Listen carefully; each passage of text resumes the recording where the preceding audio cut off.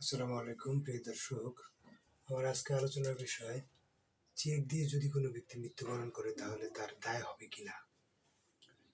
Actually এটা একটা মামলার মাধ্যমে 57 ডিএলআর হাইকোর্ট ডিভিশন 663।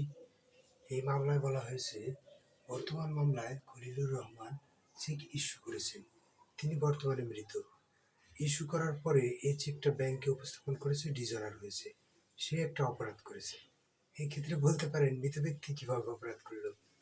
অপরাধ করে গেছে, এখন সে কিভাবে টাকা উত্তোলন করবে সেটা মামলার মাধ্যমে হবে। তাহলে কি, যদি কোনো ব্যক্তি চেক দিয়ে মৃত্যুবরণ করে তাহলে তার টাকা দিতে হবে, তার ওয়ারিশরা টাকা দিবে, অথবা তার সম্পত্তি ক্রোক করে টাকা উত্তোলন করা যাবে।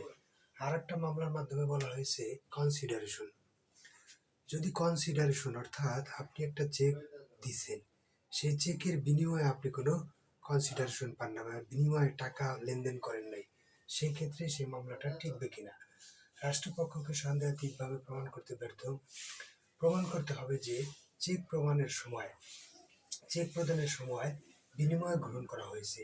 বিনিময় প্রমাণ ব্যর্থ হলে নালিশে চেক আসামি কর্তৃক স্বাক্ষরিত হলেও বিনিময় নেই মর্মে গণ্য হবে। অর্থাৎ এরকম অহরহর ঘটনা ঘটে থাকে যে আপনি একটা চেক দিছেন, তার বিনিময়ে আপনি কোনো অর্থ পান নাই বা দেন নাই, বা আগে দিছেন ওটা আপনি পরিশোধ করে দিয়েছেন, কিন্তু টাকা পরিশোধ হয়ে গেছে তারপরে আবার মামলা দিয়েছে।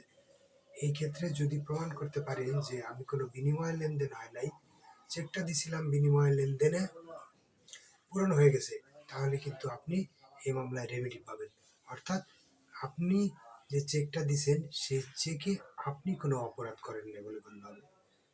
যদি অন্য কোনো বিষয়ে জানার থাকে আমাকে জানাতে পারেন, চেক সংক্রান্ত বিষয় নিয়ে জানানোর চেষ্টা করবো। সবাইকে ধন্যবাদ। আসসালামু আলাইকুম।